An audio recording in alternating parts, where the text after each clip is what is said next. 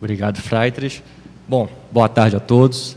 Agradecer o convite muito brevemente ao presidente Gropen, na figura do João Rola aqui presente, todos os membros da comissão, o pessoal da BRADT, que o Freitris agora tem o prazer de tê-lo como atual presidente da BRADT Jovem, Paulo Honório, Marcelo Rios, José Alden da Mata, que são figuras conhecidas e respeitadas aqui de Minas Gerais. Minha fala, gente, eu prometo que será muito breve, mesmo porque o tema que me foi dado é tributação de tecnologias disruptivas. Ele se encerra com problemas, se não com soluções. E quando eu falo isso, não é mera demagogia, porque efetivamente minha função aqui não é trazer nenhum tipo de resposta. É exclusivamente pontuar alguns problemas preconceituais àquilo que está sendo proposto como resposta. Ou seja, aquilo que está sendo debatido pode ser válido, pode ser argumentativamente controlável, porém, deve partir de premissas sólidas, as quais eu venho aqui problematizar. Bom, primeiro eu vou contar um caso. Prometo que, como eu disse, minha palestra será rápida. Há pouco tempo atrás eu tive a oportunidade de conversar com a professora Tatiane Psitelli, que até faz parte da coluna Fio da Meada do Valor Econômico, e ela criou uma coluna no Valor Econômico muito interessante, trazendo debates sobre tributação de novas tecnologias, conflitos de competência, sobre problemas de modelos econômicos, como isso pode ser afetado no Brasil. E a professora Tatiane Psitelli, nessa oportunidade, falou basicamente de 3 temas principais, que era Software as a Service, que é o SAS, Infrastructure as a Service, IaaS, e também o PaaS, que é o Platform as a Service. E quando a gente estava discutindo esses modelos, e principalmente para saber como poderia se tributar atualmente, algumas questões vieram, e principalmente 4 questões que eu venho aqui pontuar. Primeiro, quando eu olho para esse tipo de novo de serviços que estão sendo prestados, ou de mercadorias, aqui eu vou tratar meramente como operações, porque eu não sei caracterizar como mercadoria ou serviço, eu me pergunto, o que tributar?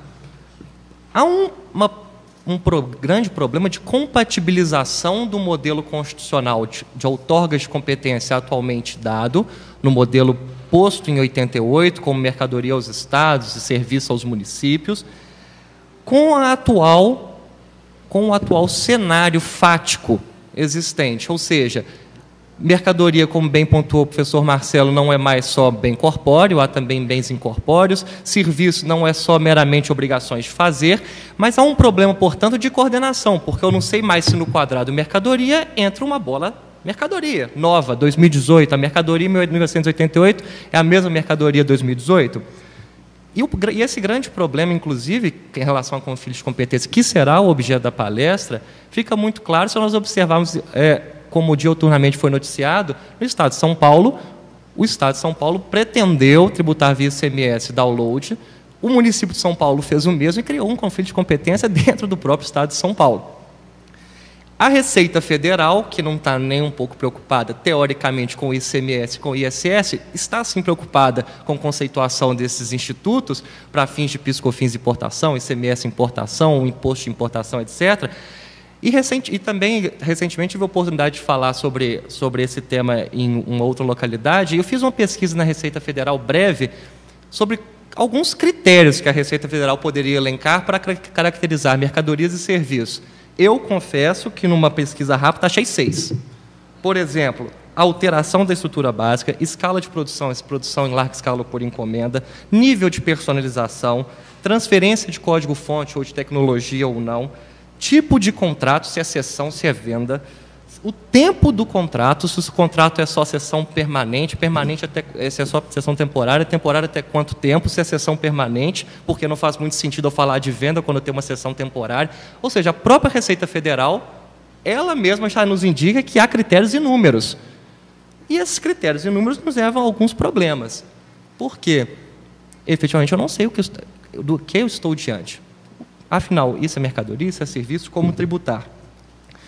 Obviamente, há outros conflitos, outras perguntas que foram feitas, como onde tributar, quando tributar, como e quanto tributar, porque as obrigações acessórias também acabam se tornando confusas. Mas o meu tema em específico, vou focar na primeira pergunta, o que tributar? E o que tributar tangencia o tema competência a partir das materialidades que a Constituição outorgou aos entes. Dando um passo atrás novamente, antes de pontuar as minhas perguntas que eu vou fazer aos senhores durante a palestra. O que seriam tecnologias disruptivas? É um termo bacana que todo mundo usa atualmente.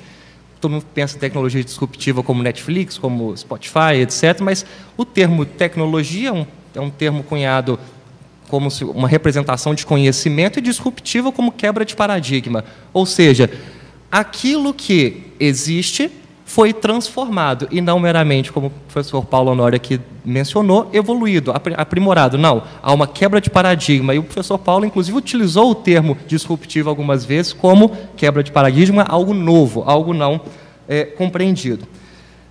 Se é algo novo, se é algo quebra de paradigma, eu posso usar o modelo antigo, posto na Constituição de 88? Primeiro ponto, distribuição de competência é feita na Constituição por meio de regras. Essas regras, diferentemente dos princípios, encerram razões definitivas. Razões definitivas significam o quê? Razões que excluem outras opções que não aquelas elegidas pelo Constituinte.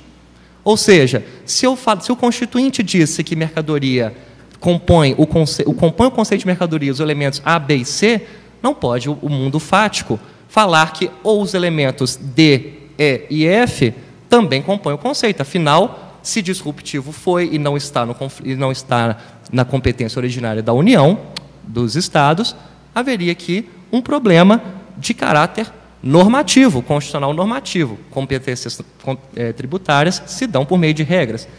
Há um segundo problema, um problema da teoria da linguagem.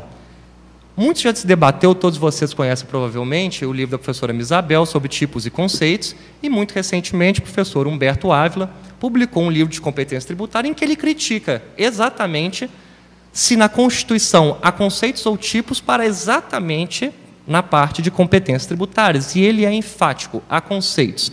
E conceitos por conta de 4 motivos principais, os quais também, de certa forma, problematizam nossa situação atual. Primeiro, motivo que há um conceito. No conceito constitucional que atribui competência, há ali um enunciado de caráter prescritivo, ou seja, há ali uma utilização de linguagem que determina como o mundo deve ser e que não descreve como o mundo é. Ou seja, há ali, se eu estou falando que mercadoria é A, ainda que o mundo me revele uma situação distinta, não me interessa. Aqui é um enunciado prescritivo que deve ser obedecido. É a máxima que todos nós conhecemos. Se A, então deve ser B. Há um segundo problema, que é o seguinte: um conceito que também traduz uma situação abstrata, futura e abstrata. Eu vou tributar um determinado objeto, uma classe de objetos, os quais estão previstos numa hipótese hipotética, e se assim não estivesse, se eles fossem adaptáveis com o tempo, essa própria competência poderia ir se desvirtuando. E por um terceiro motivo, porque há uma necessidade em citar as regras de competência de heteronomia, inclusive pelo próprio primor da supremacia da Constituição, pelo respeito da supremacia da Constituição, há necessidade de observância de heteronomia. A Constituição, ela determina que os Estados possam instituir leis para tributar determinado fato. O Estado pode tributar ou não por opção legislativa própria, mas somente na baliza dada pela Constituição. Se assim não fosse, se a Constituição desse conceitos ou tipos vagos, indeterminados ou indetermináveis, a gente ficaria diante do seguinte paradoxo. Bom, a Constituição falou que o Estado só pode tributar mercadoria. O Estado vira e fala, bom, então tá bom, Constituição. Mercadoria é transferir, mercadoria é locar determinada situação. Mercadoria é, tudo bem, Constituição, mercadoria é possui determinadas notas específicas. Ou seja, o ente federado ao qual foi otorgado competência acaba exercendo de forma ilimitada. E há um quarto problema, na verdade, um quarto elemento característico da competência tributária ser exercida por regras de competência, por meio de regras e, por sua vez, por conceitos, que é justamente a necessidade de haver coatividade. Se não houvesse balizas fixas, como eu poderia fazer o controle? como poderia ser feito o controle de constitucionalidade dessas regras? Afinal, mercadoria seria aquilo que o Estado definisse que fosse mercadoria. Serviço seria aquilo que o Estado definisse como serviço.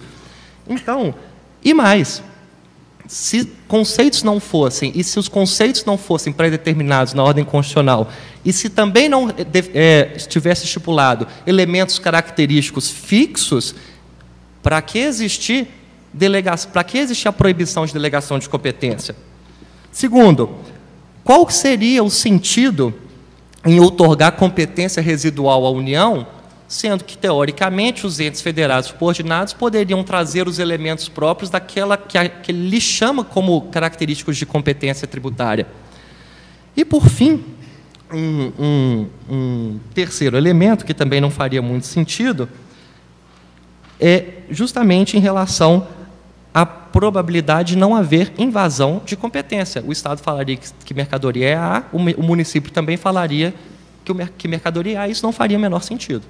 Ou seja, a Constituição ela determinou, sim, conceitos fixos, conceitos estáveis, que eu não estou aqui afirmando serem imutáveis, porém, que determinam, que predicam, que necessariamente reclamam por uma maior atenção, sobretudo em matéria tributária. Mas aí viria uma outra pergunta. Bom, Pedro, você está me falando, então, que a Constituição ela cristalizou determinados conceitos e os fatos assim não os fizeram. Pode haver situações, inclusive, de vagueza normativa. Mas a Constituição resolveu essa situação. No artigo 146, ela outorgou a lei complementar, definiu os fatos geradores dos tributos. Ou seja, a Constituição mesmo falou, olha, Estado, você tributa mercadoria, mas, ao mesmo tempo, falou, Estado, você tributa mercadoria, e lei complementar 87 me fala o que mercadoria é. Então, a lei complementar à lei ordinária pode mudar a Constituição? É outra coisa que, para mim, me parece muito estranha e não fazer muito sentido. E por que não parece fazer muito sentido e, ao meu ver, não faz muito sentido? Quando a Constituição utiliza a palavra definir fatos geradores, ela o faz não de forma afirmativa de que não há um significado nos conceitos utilizados no artigo 155, no artigo 156 da Constituição. Muito pelo contrário. Os conceitos utilizados são dotados de significado. Significado estes que podem ser, de certa forma, indeterminados, porém são determináveis.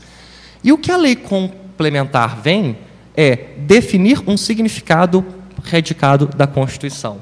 A lei complementar, não é dado à lei complementar extrapolar aquilo que a própria Constituição determinou. Pois bem, já caminhando para o final, eu tive que reduzir um pouco a minha exposição. O Supremo Tribunal Federal, por algumas vezes também, já se manifestou nesse sentido, falando que há necessidade, não é a impossibilidade, abre aspas, ministro Aliomar Baleiro, um julgamento histórico no recurso extraordinário 70.213, de que a lei não pode dizer, num caso de IPI, o que é produto industrializado. Aquilo que produto industrializado não é. Se o faz, viola a Constituição, segundo o ensinamento de Ponte de Miranda. Pois bem, o meu questionamento, portanto, é o seguinte: há uma situação de um conceito de mercadoria de 1988 ser diferente de um conceito de mercadoria de 2018? Sem dúvida. Sem dúvida que há essa possibilidade. Os fatos são dinâmicos, o tempo é dinâmico e a lei, de certa forma, pode incorporar uma situação estática. Porém, não cabe ao Poder Judiciário, não cabe ao legislador ordinário adaptar aquilo que a Constituição originalmente outorgou e determinou para fins de tributação. Se há uma vagueza, se há aqui, de certa forma, uma vagueza de possibilidade de tributação, de competência tributária para estados e municípios, não é dado a estes próprios ou ao Poder Judiciário integrar o próprio sistema. E, por fim, um último ponto que gostaria de destacar foi no próprio caso destacado pelo professor Marcelo Rios, na sua exposição. Ele citou do ICMS no comércio eletrônico, salvo engano, na ADI 4.705.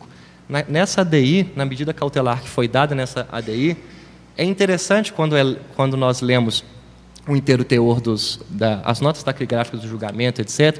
O ministro Gilmar Mendes, na época, em um debate durante o julgamento da medida cautelar, revoltado de ter que julgar o mérito de medida cautelar em ADI, falou o seguinte: olha, nós estamos aqui diante de um problema sério, porque a Constituição não previu e não tinha como prever a realidade de comércio eletrônico. Em 1988 não existia na internet direito. Então, como se resolver essa situação? Por fim, salvo engano, o ministro Celso de Mello responde: bom, estamos diante de um caso de mutação constitucional. Minha pergunta que fica para os senhores é: mutação constitucional seria uma interpretação extensiva e isso caberia em matéria constitucional de outorga de competência, mesmo considerando que a outorga de competência é feita por regras que predicam conceitos, que são enunciados prescritivos, abstratos, heterônomos e coativos? A meu ver, não. Bom, são essas minhas considerações. Agradeço a atenção de todos e a paciência de ter ficado até o final.